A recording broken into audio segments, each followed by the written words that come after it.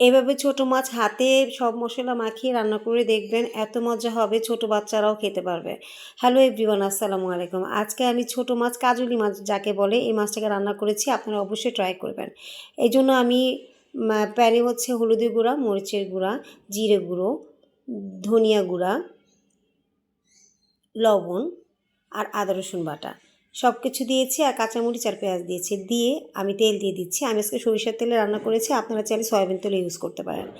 সব কিছু দিয়ে আমি ভালো করে মেখে নিয়েছি। হাত দিয়ে একটু সুন্দর করে মাখিয়ে নেওয়ার চেষ্টা করুন মশলাগুলো। যখন মাখানো হয়ে যাবে তখন মাছটা দিয়ে দিবেন। মাছটা আমি আগেই ধুয়ে রেখেছিলাম লবণ দিয়ে ভালো করে। এখন হচ্ছে আমি মাছটাকে মশলার মধ্যে ভালো করে হাত দিয়ে মাখিয়ে নিচ্ছি।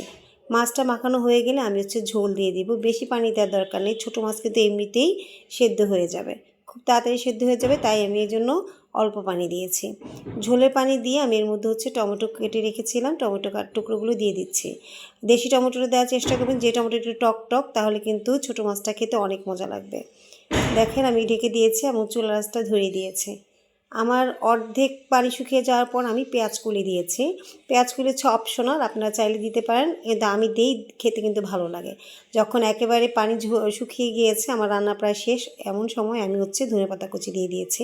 এই ধনেপাতা কুচিটা অবশ্যই আপনারা দেওয়ার চেষ্টা করবেন, এটা কিন্তু অন্যরকম একটা ফ্লেভার আসবে এবং খেতে কিন্তু অন্যরকম লাগে। রান্নাটা ভালো লাগলে অবশ্যই আমার ভিডিওটাকে শেয়ার করে দিবেন, আর আমার পেজটাকে অবশ্যই ফলো করে দিবেন। আর আজকের মতো এখানে, আল্লাহ হাফেজ।